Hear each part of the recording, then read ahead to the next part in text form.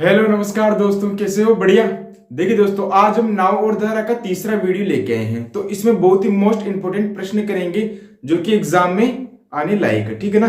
तो देखिए, इसके लिए पहले एक क्वेश्चन का जो टाइप है, प्रश्न का टाइप वो समझ लीजिए। देखिए, किसी नदी में जो नदी बह रही है उसमें कोई दो बिंदु है P और Q, ठीक है। इन दोनों बिंदुओं के बीच की दूरी है S। अब कोई नाव क्या करती है, कोई नाव P से Q तक जाती है धारा की दिशा में। कितनी दूरी तय करती है? S। और उतनी ही दूरी वापस Q से P तक तय करती है। P से तो Q तक जाएगी धारा की दिशा में और वापस आ जाएगी Q से P तक धारा के विपरीत दिशा में। तो आने जाने में उसे कुल कितना समय लगता है? कुल समय लगता है T समय। तो इसमें कई बार प्रश्न पूछ लेगा कि धारा की चाल दे देगा, यानी कि धारा की चाल को क्या बोलेंगे? डब्ल्यू वाटर की चाल, ठीक है ना। इससे पता चल जाएगा। कई बार डब्ल्यू दे देगा और नाव की चाल, शांत जल में नाव की चाल पूछ लेगा, बी का मान पूछ लेगा। देखिए, डब्ल्यू का मान दे देगा और बी का मान पूछ लेगा, और कभी कभी बी का मान दे देगा और डब्ल्यू का मान पूछ लेगा, ठीक है। तो इसमें क्या करना है, बी और डब्ल्यू में क्या संबंध आएगा? बी का है बोट की चाल, शांत जल में नाव की चाल को बी से रिप्रेजेंट करेंगे, ठीक है ना। और डब्ल्यू धारा की चाल है। इसके लिए संबंध है बी और डब्ल्यू में, बी माइनस एस बटे टी। एस क्या है? पी और क्यू बिंदु के बीच की दूरी, एस बटे टी। टी क्या है? पी से क्यू तक आने जाने में जो समय लगा है, कुल समय, वो टी है। तो बी माइनस एस बटे टी बराबर रूट एस बटे टी का whole square plus W square, ठीक है। इसको याद रखिएगा, बी माइनस एस बटे टी बराबर root W square plus S बटे टी का होल स्क्वायर। इधर बी में से एस बटे टी बाकी निकल जाएंगे और उधर डब्ल्यू स्क्वायर के साथ एस बटे टी का होल स्क्वायर जुड़ जाएगा। बस इतना याद रखना है। अगर इसमें डब्ल्यू दिया होगा तो बी का मान निकाल सकते हैं, अगर बी का मान दिया होगा तो डब्ल्यू का मान निकाल सकते हैं, ठीक है ना। तो इस पे बेसिस प्रश्न करते हैं। पहला प्रश्न करते हैं, एक नाव को P से Q तक अनुकूल और प्रतिकूल आने जाने में कुल 10 घंटे का समय लगता है। P Q के बीच की दूरी 105 किमी है। यदि धारा की चाल 10 किमी प्रति घंटा है तो नाव की चाल ज्ञात करना है। देखिए, जो हमने पहले सूत्र पढ़ा था उसी में इसमें से मान रख देने हैं तो हमें उत्तर मिल जाएगा। अब प्रश्न क्या है कि P से Q तक दूरी को आने और जाने में नाव को कितना समय लगता है? पूरे 10 घंटे का। P Q के बीच की दूरी दी हुई है 105 किमी और धारा की चाल दी हुई है। अब जो जो चीजें दी हुई है वो लिख लेते हैं। देखिए, कुल समय लगता है 10 घंटे का, यानी कि T बराबर हो जाएगा 10 घंटे। और कुल दूरी कितनी है P से Q के बीच की दूरी? S 105 किमी, ये 105 किमी, ठीक है। और क्या दिया हुआ है? धारा की चाल, यानी कि धारा की चाल W कितना है? 10 किमी प्रति घंटा, 10 किमी प्रति घंटा। हमें ज्ञात करना है B, ठीक है। तो हमने सूत्र क्या पढ़ा था? सूत्र था नाव की चाल माइनस कुल दूरी बटे हुए कुल समय कोष्टक बराबर रूट एस बटे टी का होल स्क्वायर प्लस डब्ल्यू का स्क्वायर। ये सूत्र हमने पढ़ा था। इसी सूत्र में मान रख देते हैं। देखिए, बी का मान अपने पास में नहीं है तो b माइनस एस बटे टी। एस कितना है? 105, 105। टी कितना है? 10 बराबर रूट 105 बटे 10 का whole square plus W square. W कितना है? 10। 10 का स्क्वायर कितना होता है? 100, ठीक है ना। बट डब्ल्यू अपने पास में 10 है तो 10 का स्क्वायर हो जाएगा 100। अब स्क्वायर करते हैं। देखिए, b माइनस, इसको 5 से काटेंगे, 5 दूना 10, 5 एकम 5, 5 दूना 10, यानी कि 21 बटे 2 बराबर, इसमें भी 21 बटे 2 का होल स्क्वायर हो जाएगा। भाई 105 बटे 2 को हम क्या लिख सकते हैं? 21 बटे 2।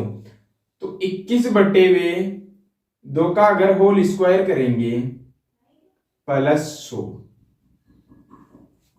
ठीक है, 21/2 बराबर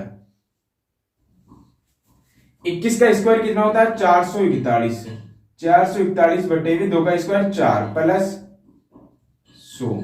अगर इसको यहां पे हल करते हैं 4 को 100 से गुणा करेंगे, एलसीएम लेंगे नीचे 4, तो 400 प्लस 441। ठीक है, इसको इधर कर लेते हैं। b-21/2 बराबर, देखो इसको हम पूरा तरीके से कर रहे हैं, आने वाले जो प्रश्न होंगे उसमें हम सीधे कर देंगे। ठीक है ना, ज्यादा इतना बड़ा एक एक स्टेप नहीं लिखेंगे, एग्जाम में करने के लिए इतना समय अपने पास होता भी नहीं है। ठीक है ना, रूट 441 प्लस 400/4। ठीक है, तो b-21/2 बराबर ये कितना हो जाएगा 841। इसको अपन लिख सकते हैं 841/4, 4 आ जाएगा। इसको रूट से बाहर निकालेंगे तो 841 किसका स्क्वायर होता है 29 का, तो 29 का और 4 का रूट कितना होता है 2। तो 21/2 को उधर लेके जाएंगे, तो b बराबर 29/2 प्लस 21/2 कितना हो जाएगा 29 और 21 50। नीचे जो हर है वो समान है, तो 50/2 बराबर 25, यानी कि 25 किमी प्रति घंटा 9 की 4 आ जाएगी। तो इस प्रकार अपने प्रश्न का उत्तर आ गया। ठीक है ना, अगर आपकी प्रैक्टिस अच्छी होगी तो आप यहीं भी इसको समझ के कर सकते हो। एक नाव को P से Q तक अनुकूल और प्रतिकूल आने जाने में कुल 12 घंटे का समय लगता है। पहले जैसे प्रश्न बस मैंने संख्याएं चेंज कर दी। P Q के बीच की दूरी अब 90 किमी है और यदि धारा की चाल 10 किमी प्रति घंटा है तो नाव की चाल बताना है। तो सीधे इसमें मान रख देते हैं। तो B अपने को ज्ञात करना है B माइनस S/T। देखिए S/T का अगर अपन मान पता कर लें, S कितना है, S अपने पास में कुल दूरी है 90 और कुल समय लगता है 12 घंटे का। तो इसको काटते हैं अपन, 6 से काटेंगे, 6 एकम 6, 6 पंजे 30, 6 दूने 12, यानी कि 15/2। अब इससे आसानी हो जाएगी, 15/2 बराबर इधर क्या करना है रूट 15/2 का होल स्क्वायर। तो 15/2 का होल स्क्वायर कितना होता है 225/4 प्लस W का स्क्वायर। W कितना है 10, 10 का स्क्वायर कितना हो जाएगा 100। ठीक है, देखिए इसको जोड़ेंगे, नीचे एक रखेंगे, अगर एलसीएम अपन 4 लेंगे, एलसीएम 4, तो यहां हो जाएगा 400 प्लस 225 यानी कि 625/4। तो B माइनस 15/2 बराबर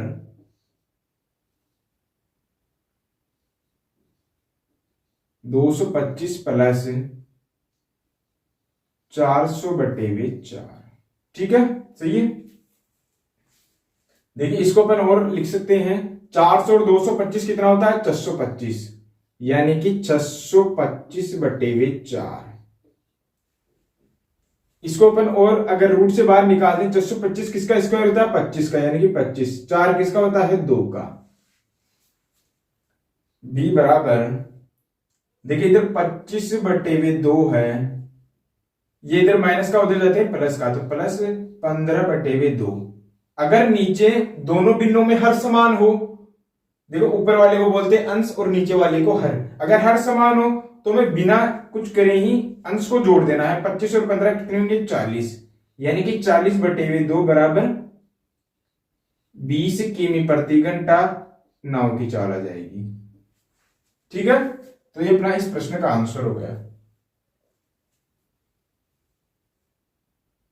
आपको स्क्वायर भी याद होने चाहिए, कम से कम 30 तक थे। ठीक है, इसी प्रकार नेक्स्ट प्रश्न करते हैं। देखिए कोई नाव को नदी में P से Q तक अनुकूल और प्रतिकूल आने जाने में कुल 5 घंटे का समय लगता है। P Q के बीच की दूरी 24 किमी है। यदि नाव की चाल 10 किमी प्रति घंटा है तो धारा की चाल ज्ञात करना है। देखिए मैंने क्वेश्चन में ज्यादा एफेयर नहीं किया है, अगर आपको इस प्रकार के इस टाइप के प्रश्न करने आते हैं जो जैसा मैंने आपको सिखाया है, क्वेश्चन थोड़ा बहुत आपके जैसे इसमें न दिया है, कोई और भी चीज आ सकती है, मतलब क्वेश्चन का जो लैंग्वेज है वो चेंज हो सकती है, लेकिन जो तरीका वो बिल्कुल इसी प्रकार का लगेगा यदि कोई एक दूरी को आने और जाने में तय किया जाता है। ठीक है ना, तो इसलिए मैं आपको तरीका बता दिया है प्रश्न करने का, तो आप कर सकते हो। तो इसको भी करते हैं। देखिए इसमें अपने को क्या क्या दिया हुआ है, पहले जो चीजें दी हुई, कुल समय दिया हुआ है, कुल दूरी दी हुई है और नाव की चाल दी हुई है, यानी कि एक तो बी दिया हुआ है, एस बटे वी है तो दिया ही है, डब्ल्यू अपने को ज्ञात करना है। तो सीधा इसमें मान रख के करते हैं इस प्रश्न को। देखिए बी का मान कितना दिया है, यानी कि नाव की चाल अपने पास में दी हुई है 10 माइनस, अगर आप 4-5 बार सूत्र को देखकर प्रैक्टिस करोगे तो आपको सूत्र अच्छी तरह से याद हो जाएगा। एस बटे वी का मान अपन निकाल लेते हैं। एस का मान है कुल दूरी 24 किमी। एक बात याद रखिएगा, हमें पी से क्यू के बीच की दूरी गिननी है। आप आने जाने की दोनों को मत जोड़ देना, ठीक है ना। पी से क्यू के बीच की दूरी केवल, चाहे आप आने की लो या फिर जाने की, क्योंकि दोनों समान दूरी है ना। जितनी दूरी धारा की दिशा में तय करता है उतनी ही दूरी धारा की प्रतिकूल दिशा में तय करता है। तो 10 माइनस एस बटे वी, टी का मान कितना है, कुल समय है 5, तो यानी कि 24 बटे वी 5 बराबर रूट एस बटे वी टी का होल स्क्वायर, यानी कि 24 बटे वी 5। एस बटे वी टी कितना है, 24 बटे वी 5, 24 बटे वी 5 का होल स्क्वायर। 24 का स्क्वायर कितना होता है, 24 का स्क्वायर होता है 576 बटे वी 5 का स्क्वायर 25 प्लस डब्ल्यू का स्क्वायर, मान हमने रख दिए। अब इसको करते हैं सही, लस से लेंगे यहां पे 5, 10 पंजे 50, 50 में से अगर 24 गए तो कितने बचेंगे, यहां 50 में से 24 गए तो इधर बच जाएंगे 26। ठीक है,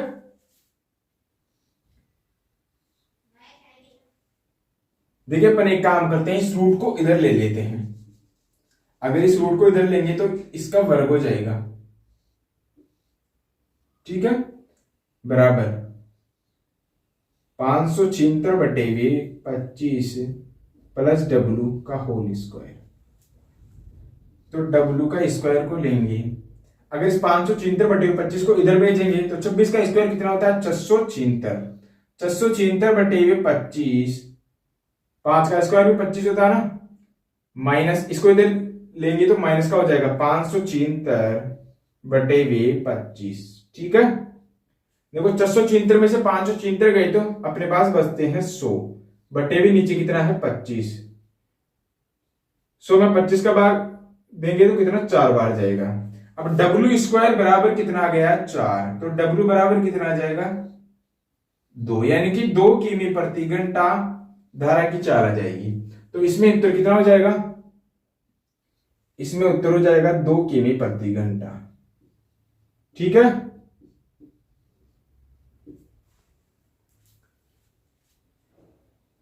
आपको जो संख्याओं की वर्गना 30 तक तो आपको वर्ग याद होनी चाहिए, घन भी याद कर लो 20 तक। ठीक है ना, कोई नाव को नदी में पी से क्यू तक अनुकूल और प्रतिकूल जाने में कुल 50 मिनट का समय लगता है।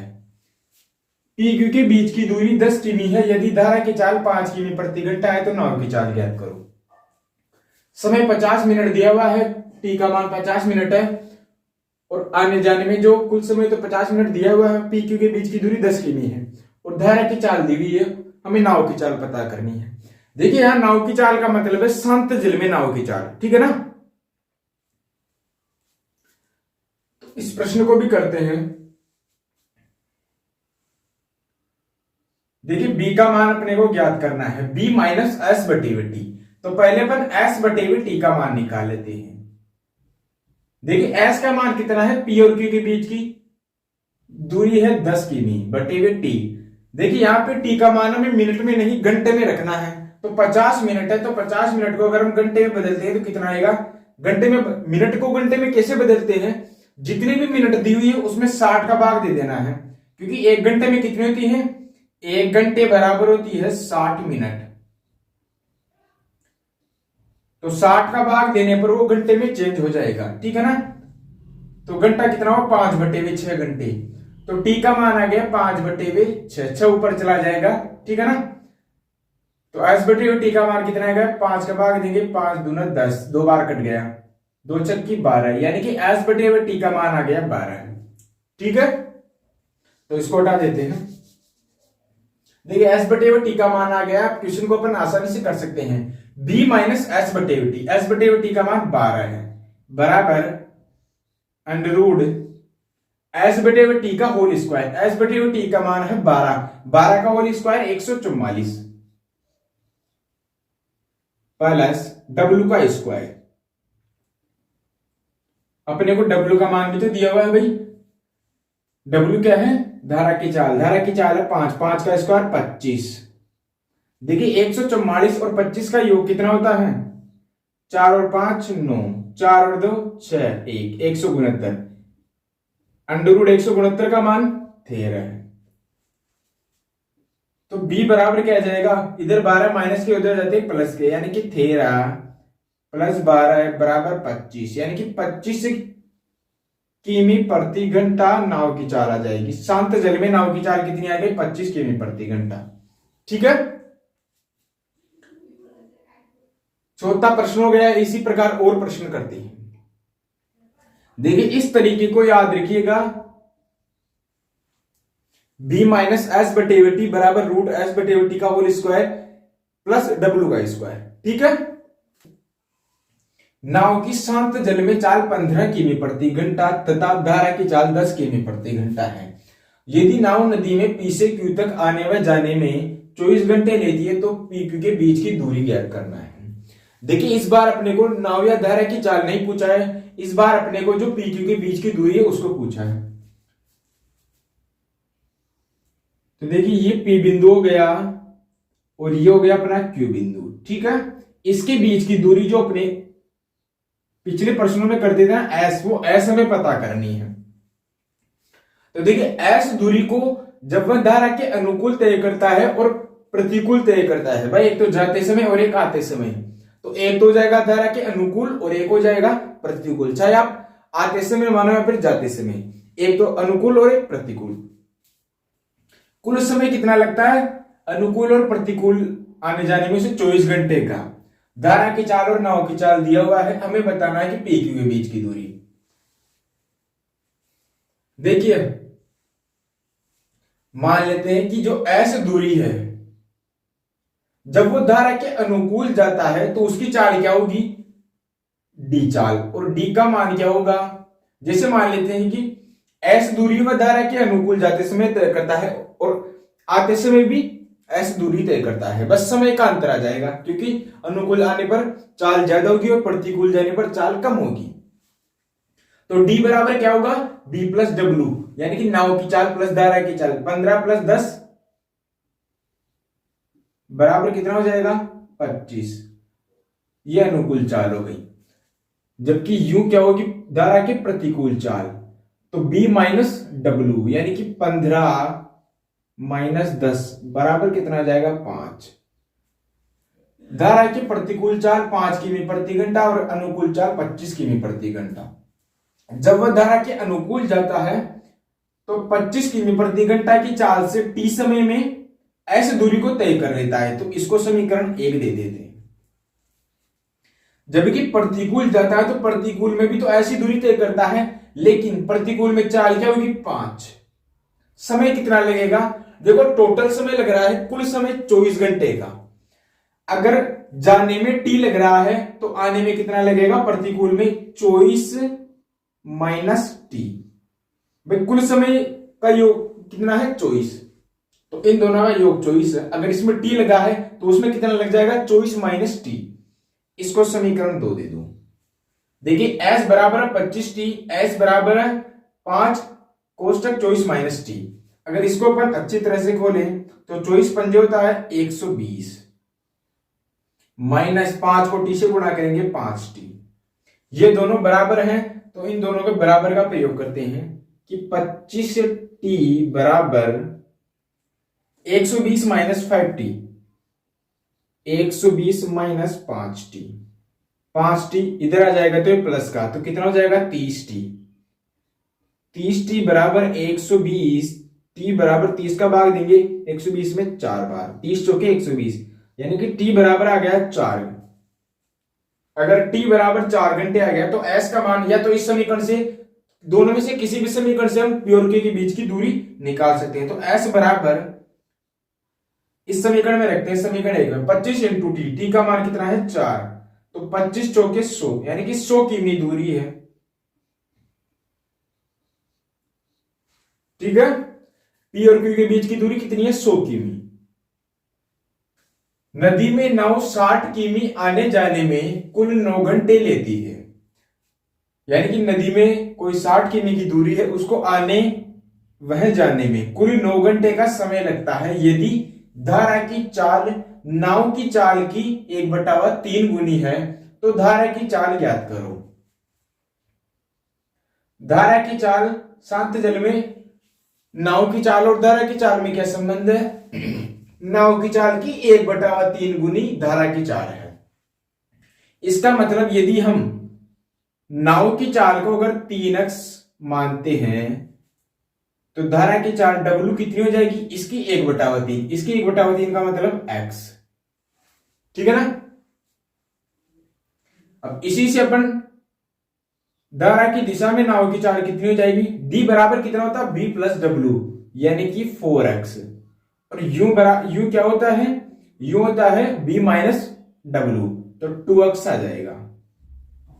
अब प्रश्न करना अपने को, नदी में नाव 60 किमी आने व जाने में, यानी कि 60 किमी को धारा की दिशा में भी तय करती है।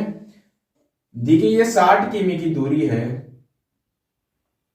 तो एक बार तो इसको डी चाल से तय करती है धारा की दिशा में, और एक बार इसको यू चाल से धारा की विपरीत दिशा में तय करती है। तो इन दोनों बार जो समय लगता है, इसको कुल समय कितना हुआ? 9 घंटे। तो हमें धारा की चाल बतानी है। तो देखिए 60 किमी को जब धारा की दिशा में तय करता है तो कुल कितना समय लगेगा? 60 किमी को धारा की चाल कितनी है, सॉरी धारा की दिशा में नाव की चाल कितनी है? 4x। तो 60/4x प्लस आने में उसको कितना समय लगता है धारा की विपरीत दिशा में, तो 60/, विपरीत दिशा में नाव की चाल कितनी हो जाएगी? u, यानी कि 2x बराबर इन दोनों समय का योग कितना है? इन दोनों समयों का योग है 9 घंटे। देखिए एक बार राशियों को भी देख लीजिए कि वो उनके मूल मात्रक में है या नहीं। समय हमारा 9 घंटे में है और दूरी किमी में है। ठीक है, तो अब इसको करते हैं, लसा लेते हैं 4x, सॉरी 4x का 4x में भाग देंगे, एक बार गया 60 प्लस 2x का 4x में भाग देंगे, 2 बार जाएगा, 2 को 60 से गुणा करेंगे 120 बराबर 9। 60 और 120 कितने होते हैं? 180। 180/4x बराबर 9। देखिए 4x बराबर कितना हो जाएगा, या इसको इस प्रकार लिख सकते हैं, x बराबर कितना हो जाएगा? 180/9 इंटू 4 को 36 भी लिख सकते हैं। ठीक है ना। तो 18 से काटेंगे, ये 10 बार कट जाएगा, 18 दूना 36, 2 से कट जाएगा 5 बार, तो x बराबर कितना आ गया? 5। अब हमें धारा की चाल पता करनी है, तो धारा की चाल कितनी है? x, यानी कि 5 किमी प्रति घंटा धारा की चाल हो जाएगी, और नाव की चाल कितनी हो जाएगी? शांत जल में 3x, यानी कि 3 पंजे 15 किमी प्रति घंटा, और धारा की दिशा में नाव की चाल 4x, 20 किमी प्रति घंटा, 4 इंटू x तो 20 होता ना, 4 पंजे 20, और धारा की विपरीत दिशा में नाव की चाल 2x, x का मान 5 तो 2 पंजे 10। ठीक है, तो यह प्रश्न हो गया अपना। इसी प्रकार 7वां प्रश्न करते हैं। एक व्यक्ति को नदी में 35 किमी आने जाने में 10 घंटे 30 मिनट का समय लगता है। जितने समय में वह धारा की दिशा में 5 किमी तय करती है, उतने समय में धारा के विरुद्ध 4 किमी तय करता है। मेल फीमेल का भी चक्कर बढ़ जाएगा, व्यक्ति है तो करता आएगा, ठीक है ना। धारा की चाल याद करना है। देखिए 35 किमी को आने जाने में, अगर 35 किमी को धारा की दिशा में और धारा की विपरीत दिशा में तय करता है, कुल कितना समय लगता है? 10 घंटे और 30 मिनट। जितने समय में वह धारा की दिशा में 5 किमी तय करता है, उतने समय में धारा की विरुद्ध 4 किमी तय करता है। तो पहले अपन धारा की चाल और नाव की चाल इस प्रकार में संबंध निकाल लेते हैं। देखिए माना कि वो 5 किमी तय करता है धारा की दिशा में। देखिए 5 किमी तय करता है जितने समय में, यानी कि मान लेते हैं टी समय में 5 किमी की दूरी को टी समय में तय करता है, तो दूरी बराबर कितना होता है? समय इंटू चाल। धारा की दिशा में 4 मान लेते हैं अपन डी, और 4 किमी को उतने समय में वह धारा के विरुद्ध कितना तय करता है? 4 किमी। 4 किमी को टी समय में तय करता है। धारा के विरुद्ध दिशा में चाल कितनी होती है? यू। तो यहां से धारा की दिशा में और धारा की विपरीत दिशा में जो नाव की चाल है उसमें एक संबंध आ जाएगा, ठीक है। तो संबंध क्या आएगा? इन दोनों को एक दूसरे, मतलब इन दोनों समीकरणों का एक दूसरे में भाग दे लेंगे। समीकरण 1 में 2 का भाग देंगे, तो 5/4 बराबर टी इंटू डी बटे वे टी यू। टी से टी कट गया, डी बटे वे यू। यानी कि धारा की दिशा में नाव की चाल और धारा की विपरीत दिशा में नाव की चाल या फिर व्यक्ति की चाल, दोनों का अनुपात कितना आया? यदि डी का मान 5 है तो यू का मान कितना हो जाएगा? 4। यहां निकले थे अपन डी का मान, यदि अपन 5x मान लेते हैं, क्योंकि 5 फिक्स तोड़ने होगा, 5x मान लेते हैं। अनुपात आया है तो फिक्स मान वो एक्यूरेट मान वो थोड़ी ना है, तो ये तो अनुपात आया है। डी का मान यदि 5 होगा तो यू का मान 4 होगा, तो यू का मान कितना होगा? 4x कर देते हैं, ठीक है ना। अब इसी से अपन प्रश्न को करते हैं। इस प्रकार अपन डी और यू में अनुपात निकालेंगे। अब वापस इसी को इस प्रकार कर सकते हैं। आप वीडियो को पॉज कीजिए और इसको इस प्रकार करने का प्रयास कीजिएगा। अब 35 किमी जाता है। देखिए 35 किमी को जब धारा की दिशा में तय करता है, तो धारा की दिशा में चाल कितनी है? 5x चाल से तय करता है। धारा की दिशा में चाल कितनी है? 5x। 5x चाल से वो 35 किमी को तय करता है, तो कुल समय ये हो गया प्लस। इसी 35 किमी को धारा की विरुद्ध दिशा में तय करेगा, तो चाल क्या हो जाएगी? 4x। तो 4x चाल से तय करेगा, तो दोनों में जो कुल समय लगता है वो कितना हो जाए? 10 घंटे और 30 मिनट। 30 मिनट को भी अगर देखो 10 घंटे और 30 मिनट है, इसका मतलब 10 घंटे प्लस 1/2 घंटा। 30 मिनट को 1/2 घंटे में लिख सकते हैं ना भाई। मिनट को घंटे में बदलने के लिए 60 का भाग दिया जाता है। अगर हम 30 में 60 का भाग देंगे, देखिए 30 मिनट है, तो इसमें अगर आप 60 का भाग दे दें तो 30 से कट जाएगा 1/2, यानी कि 1/2 घंटे लिख सकते हैं अपन 30 मिनट को। तो 30 प्लस 1/2 बराबर 10 दूना 20, 1 21, यानी कि 21/2 आ गया। अब इसको सॉल्व करते हैं।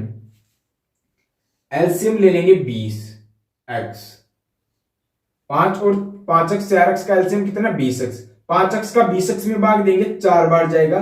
4 को 35 से गुणा करेंगे, 140। 35 चौक 140 प्लस 4x का भाग देंगे 20x में, तो कितनी बार जाएगा? 5 बार। 5 को 35 से गुणा करेंगे, 25 25 असल में 2 5 3 15 और 2 17, 175 बराबर 21/2।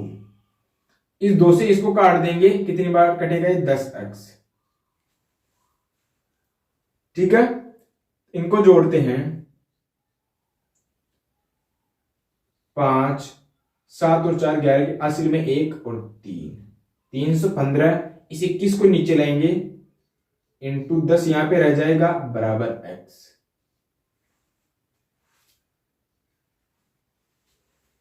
देखो इनको जोड़ने पर आया 315। 21 को नीचे लाएंगे, इधर 10 भी था तो 10 को 10 इंटू 21 हो गया, x उधर चला जाएगा। तो यहां से अपन निकालते हैं। देखो 7 का इसमें भाग देंगे, 7 चौके 28, 3 बचे, 7 पंजे 35। ये कितनी बार कटा? 3 बार। फिर से 3 का इसमें भाग देंगे, 3 पंजे 15 बार जाएगा, 15 × 45, अब 10 का इसमें भाग देंगे 15 में तो 1.5, यानी कि x बराबर 1.5। अब अपने को धारा की चाल निकालनी है। धारा की चाल क्या हुई है? धारा की चाल होती है W बराबर होता है D माइनस U बटे वे 2। D का मान कितना है? 5x। 5x मतलब x का मान अगर 1.5 है तो 5x का मान हो जाएगा 7.5 और 4x का मान 15 चौके 60 यानी कि 6.0 का, लेकिन 6। अब अपने को निकालना है धारा की चाल। धारा की चाल होती है D माइनस यू बटे वे 2। D का मान है 7.5, U का मान है 6। तो 7.5 में से अगर 6 गई तो यहां लिख लेते अपन D बराबर 7.5 माइनस 6 बटे वे 2। 7.5 में से 6 गई तो 1.5 बटे वे 2। तो इसको हम लिख सकते हैं 0.75। ठीक है, 0.75 किमी प्रति घंटा, ये अपनी धारा की चाल आ जाएगी। ठीक है, इसी प्रकार और प्रश्न करते हैं। इसका आंसर 0.75 यानी कि 0.75 किमी प्रति घंटा, और इसका आंसर आ जाएगा अपने पास में। इसका आंसर तो कर लिया था आपने, 5 किमी प्रति घंटा। ठीक है, तो और प्रश्न करते हैं। किसी नदी में नदी के एक ही किनारे पर दो बिंदु P और R का मध्य बिंदु Q है। यानी कि किसी नदी के किनारे P और R दो बिंदु है, उनके एक मध्य बिंदु, बिल्कुल मध्य में। कौन सा बिंदु? Q बिंदु। कोई नाव P से Q तक आने व जाने में 12 घंटे लेती है। P से R तक 16 घंटे 40 मिनट में जा सकती है। बताइए उसे R से P तक आने में कितना समय लगेगा। पहले अपन उतारते हैं कि देखो P एक ये P बिंदु हो गया, P और R का मध्य बिंदु Q है, तो इसको P बिंदु और ये R बिंदु हो गया। ठीक है, अब इसके बीचों बीच एक बिंदु है जिसको अपन नाम दे देते हैं Q, जैसा कि दिया हुआ है प्रश्न में। P और R का मध्य बिंदु क्या है? Q बिंदु। यानी कि ये दूरी PQ बराबर किसके है? QR के। ये दूरी इसके बराबर है। ठीक है ना। कोई नाव P से Q तक आने जाने में 12 घंटे लेती है। यानी कि कोई नाव है जो P से Q तक आने व जाने में कितना समय लेती है? P से Q तक पहले तो जाएगी फिर आएगी, इसमें उसे लगता है 12 घंटे।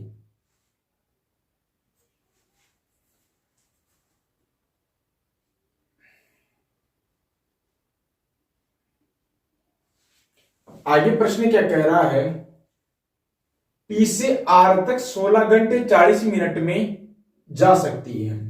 यानी कि P से R तक जाने में उसे 16 घंटे 40 मिनट का समय लगता है। देखिए इन दोनों लाइनों का हमें प्रयोग करना पड़ेगा क्योंकि इन्हीं से हमारा प्रश्न हल होगा। P से R तक जाने में अगर उसको 16 घंटे 40 मिनट का समय लगता है, देखिए इधर जाने में, इसका मतलब नदी में जा रही तो एक ही दिशा में होगी, या तो धारा की दिशा में या फिर विपरीत दिशा में।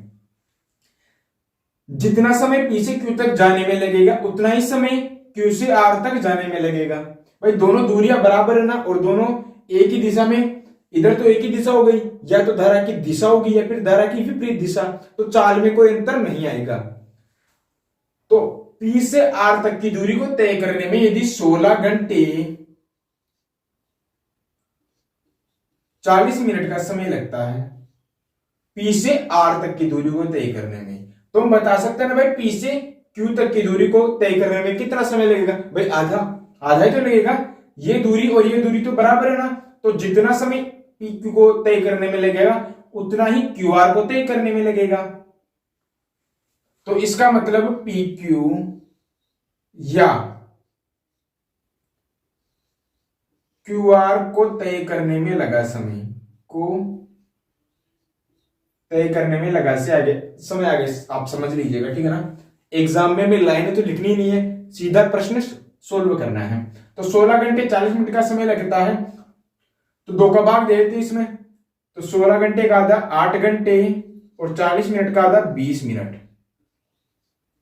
इसका मतलब अगर वो P से Q तक जाता है तो उसको 8 घंटे 40 मिनट का समय लगेगा, या फिर Q से R तक जाएगा यहां से यहां तक, तब भी उसको 8 घंटे 40 मिनट का समय लगेगा।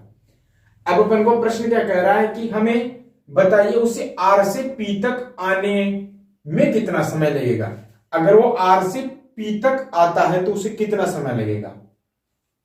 देखिए R से P तक आने में अगर हमें ये मान मिल जाए कि उसे R से Q तक आने में इतना समय लगता है, तो जितना समय उसे R से P तक आने में लगेगा उतना ही समय उसे Q से P तक आने में लगेगा। ठीक है ना। देखिए अपने को एक और लाइन दी हुई थी कि P से Q तक आने जाने में 12 घंटे लगते हैं, यानी कि P से Q तक आया और Q से P तक वापस गया, इसमें कुल टोटल उसे 12 घंटे लगते हैं। जबकि हमें पता है कि P से Q तक जाने में कितना समय लगता है, 8 घंटे 20 मिनट। तो हम Q से P तक जाने का समय निकाल सकते हैं। 12 में से 8 घंटे और 20 मिनट गए तो 8 घंटे 20 मिनट को अपन क्या लिख सकते हैं, 8 प्लस 1/3 घंटे। 20 मिनट को अगर घंटे में बदलेंगे तो 1/3। ठीक है। तो 12 माइनस 8 या 24 और 1 25, यानी कि 25/3। 12 या 36, 36 में से 25 गए तो 36 में से 25 गए तो /3, 5 गए तो 1, 2 गए तो 1, यानी कि 11/3 घंटे। 11/3 घंटे उसे कौन से लगेंगे, P से Q तक, Q से P तक आने में उसे 11/3 घंटे लगेंगे। Q से P तक आने में, तो उसे R से Q तक आने में भी इतना ही समय लगेगा। तो R से P तक आने में कुल कितना समय लगेगा, R से P तक।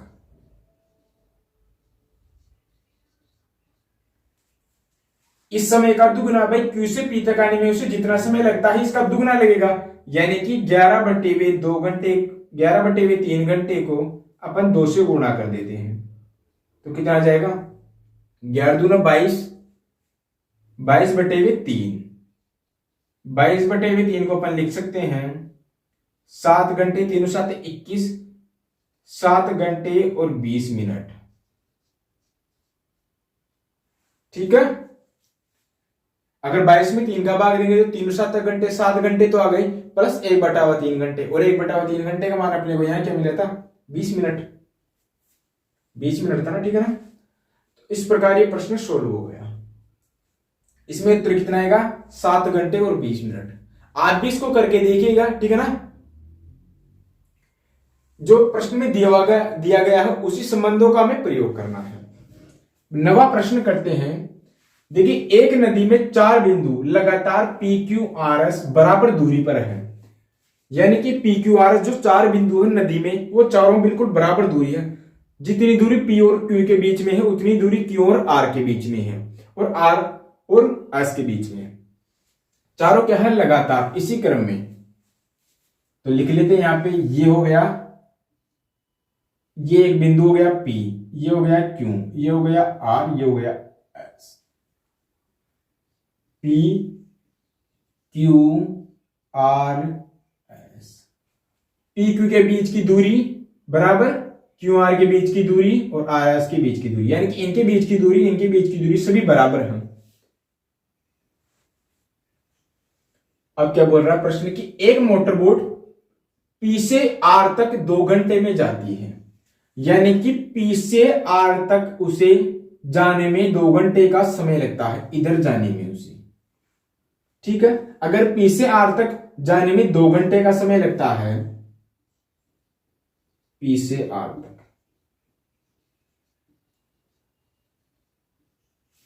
तो देखिए P से Q के बीच की दूरी और Q से R के बीच की दूरी दोनों बराबर हैं। तो PQ जो दूरी है उसको तय करने में उसे कितना समय लगेगा, भाई टोटल PR को तय करने में उसे 2 घंटे का समय लग रहा है P से R तक जाने में। अगर ये दूरी x है तो ये भी x है, ये भी x है। अगर 2x दूरी 2 घंटे में तय करता है तो x दूरी को कितने समय में, यानी कि 1 घंटे में। तो पी क्यू बराबर क्यू आर, यानी कि पी क्यू दूरी बराबर है क्यू आर की और क्यू आर दूरी बराबर है आर आर की, और इनको तय करने में लगा समय पी से क्यू तक जाने में समय, पी से क्यू तक जाने में 1 घंटे लगते हैं, 1 घंटा लगता है।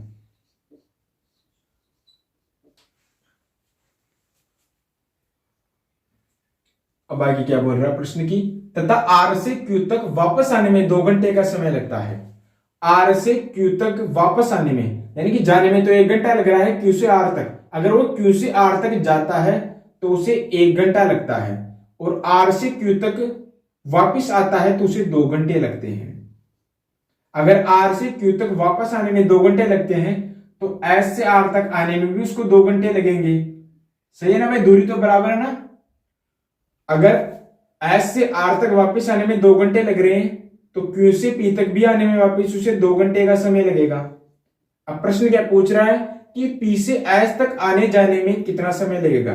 पी से एस तक जाता है और वापस आता है, तो जाने में से कुल कितना समय लगेगा। एक्स दूरी को जाने में 1 घंटे का समय लगता है, तो पी से एस तक जाने में से कितनी दूरी तय करनी है, 3x। 3x को तय करने में 3 घंटे, प्लस पी से क्यू एस तक चला गया, अब एस से वापस पी तक आएगा, तो एस से जब आर तक आता है तो उसे 2 घंटे लगते हैं, यानी कि एक्स दूरी को वापस आने में 2 घंटे का दुगना समय लगता है तय करने में। तो उसे कितनी दूरी तय करनी है, 3x, तो कितना समय लगेगा, टोटल 6 घंटे, 2 घंटे 2 घंटे 2 घंटे 6 घंटे, तो टोटल उसे आने जाने में 9 घंटे का समय लगेगा। ठीक है भाई, जाने में तो या तो देखो, जाने में धारा की दिशा में है तो आने में धारा की विपरीत दिशा में हो जाएगा, तो एक्स दूरी को जितना समय उसे प्रतिकूल दिशा में तय करने में लगेगा उतना ही इस दूरी को भी, क्योंकि एक्स ही तो है, यहां भी एक्स ही है। ठीक है, एक मोटर बोट को एक्स दूरी धारा की दिशा में तय करने के बजाय विपरीत दिशा में तय करने में 5 गुना समय लगता है, 5 गुना समय ज्यादा लगता है, 5 गुना समय लगता है। ठीक है ना।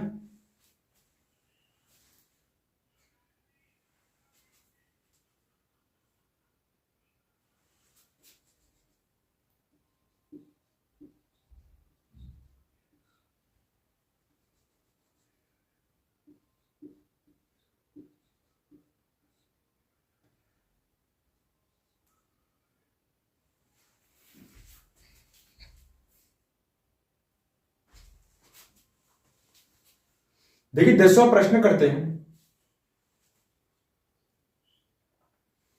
10वां प्रश्न, एक मोटरबोट को एक्स दूरी धारा की दिशा में तय करने में के बजाय धारा की दिशा में तय करने के बजाय विपरीत दिशा में तय करने में 5 गुना समय लगता है।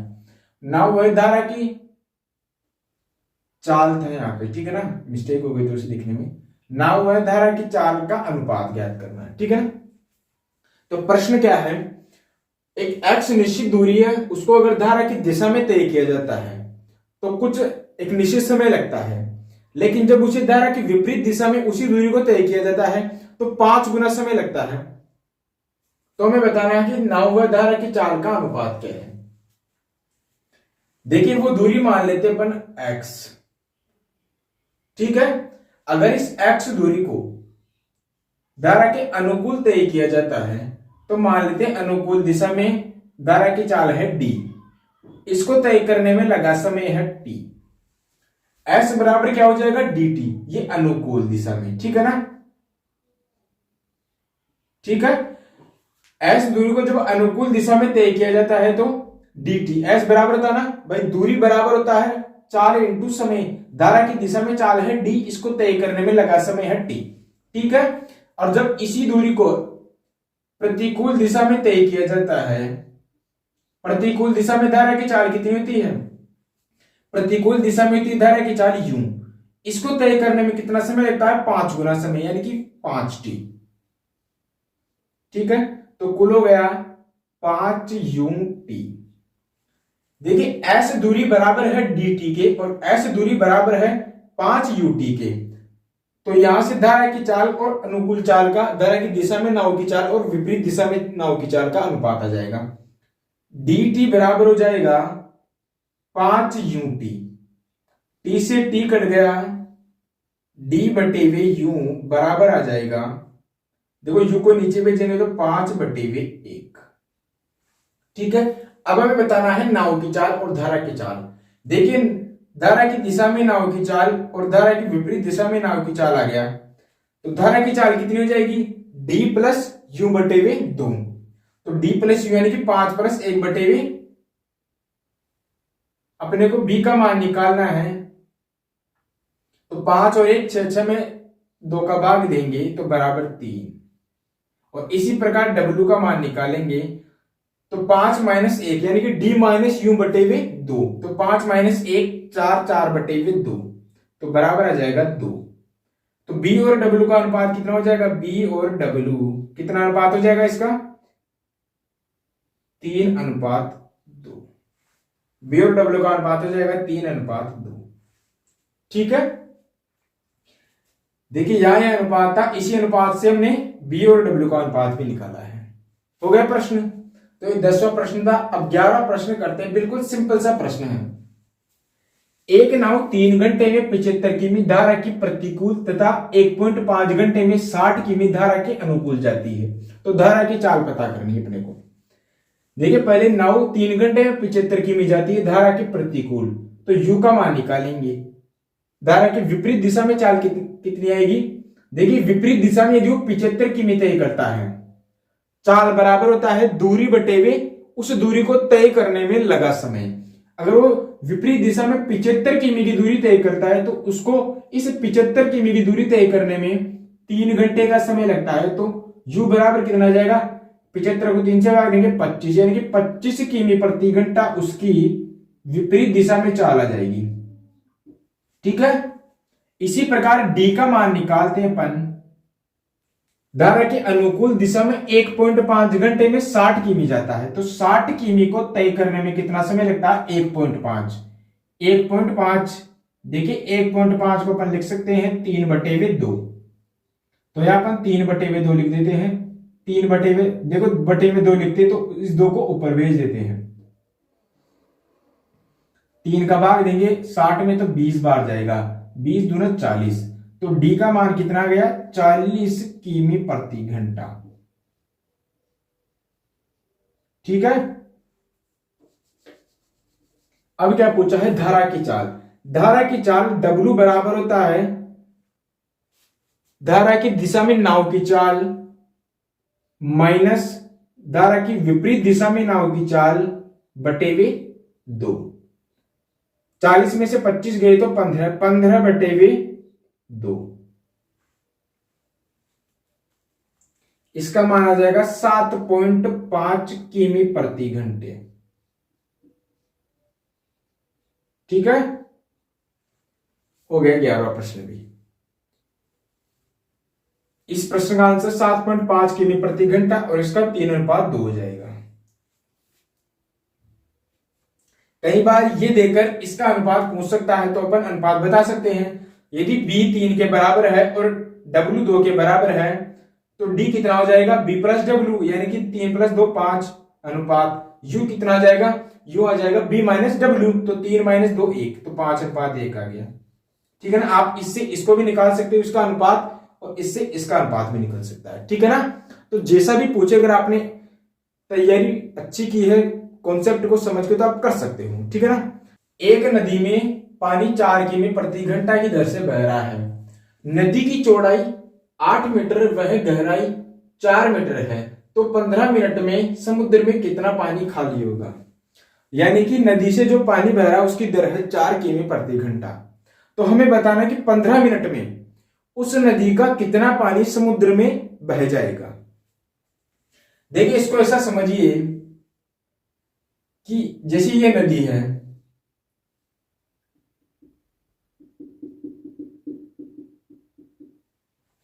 इस नदी से अगर हम एक ऐसा पाइप जोड़े, जैसे मैंने एक ऐसा पाइप जोड़ दिया इस नदी से,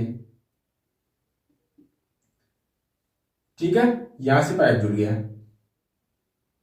ये पाइप जुड़ रहा है, इसमें पानी बह रहा है। अब इस प्रकार का पाइप है जिसकी गहराई कितनी है, 4 मीटर, और इसकी चौड़ाई कितनी है, ये वाली चौड़ाई, देखो ये वाली चौड़ाई है इसकी नदी की, इसकी पाइप की चौड़ाई है 8 मीटर। वैसे इसमें नदी की चौड़ाई दी हुई है, तो हम क्या करते हैं कि नदी जितनी चौड़ी है ना, उतना चौड़ा एक पाइप बना लेते हैं। उस पाइप की उतनी ही चौड़ाई है जितनी नदी की चौड़ाई है, और इसकी गहराई कितनी है, 4 मीटर। यदि इसमें 4 किमी प्रति घंटा की दर से पानी बह रहा है तो 15 मिनट में कितना चला जाएगा। देखिए 4 किमी प्रति घंटा की दर से पानी बह रहा है तो 15 मिनट में ऐसे दूरी जाएगा। तो दूरी बराबर क्या होता है, 4 इंटू समय कितना है, 15 मिनट। तो 15 मिनट को घंटे में बदलेंगे तो 60 का भाग देंगे, 15 चौके 60, 4 से 4 कर दे, यानी कि 1 किमी। तो पानी कितना दूर जाएगा, 1 किमी। पानी दूर नहीं जाएगा, पानी तो समुद्र में खाली हो रहा है, लेकिन मैं आपको बता रहा हूं कि कितना पानी समुद्र में खाली होगा। देखिए अगर पानी एक ऐसे पाइप में बह रहा है जिसकी चौड़ाई नदी के बराबर है, जिसकी गहराई नदी के बराबर है, तो उसमें 15 मिनट में पानी कितना दूर चला जाएगा, पानी जाएगा 1 किमी के बराबर। यानी कि यहां से यहां तक की लंबाई कितनी है, 1 किमी। ठीक है ना, 1 किमी। तो ये बिल्कुल ऐसा नहीं हो गया क्या, एक जैसे घनाभ होता ना, वैसा घनाभ की लंबाई कितनी हो गई, 1 किमी, जबकि उसकी चौड़ाई 8 मीटर, गहराई कितनी है, 4 मीटर। जैसे समझिए ये इस प्रकार का।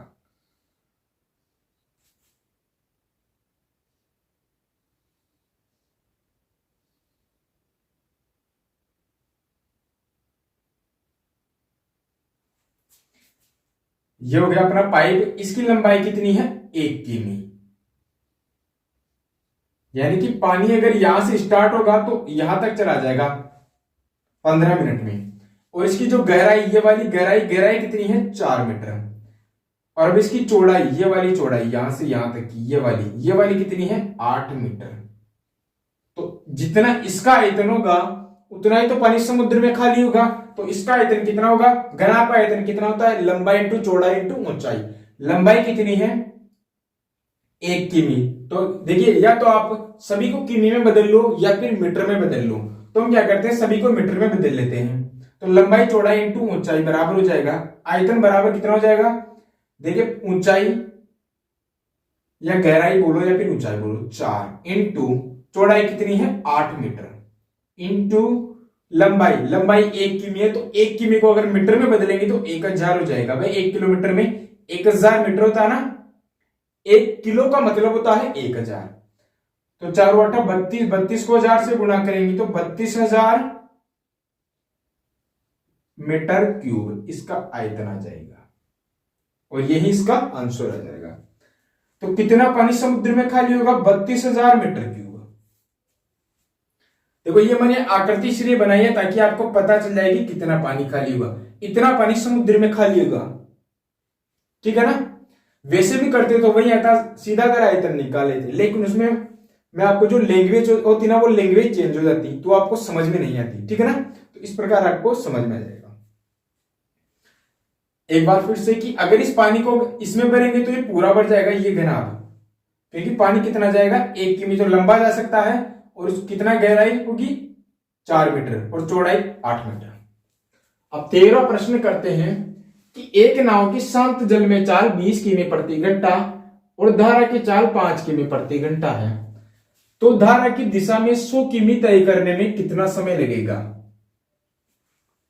यानी कि अपने को B का मान दिया हुआ है 20 और W का मान दिया हुआ है 5।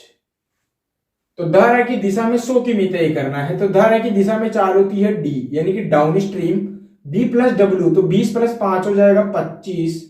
अब अपने को S दूरी तय कर रही है कितनी, 100 किमी, किस चाल से, D चाल से। तो T बराबर आ जाएगा डी चाल का मान भी तो दिया हुआ 25, तो 100/25 बराबर हो जाएगा 4, यानी कि 4 घंटे में 100 किमी की दूरी धारा की दिशा में तय हो जाएगी। या ऐसा कहें कि धारा की दिशा में अगर 100 किमी तय करना है तो कितना समय लगेगा, 4 घंटे का समय। अब आपको यह बताना है कि इतनी ही दूरी को यदि विपरीत दिशा में तय करें तो कितना समय लगेगा। इस उत्तर को कमेंट में कीजिएगा, ठीक है ना। जय हिंद।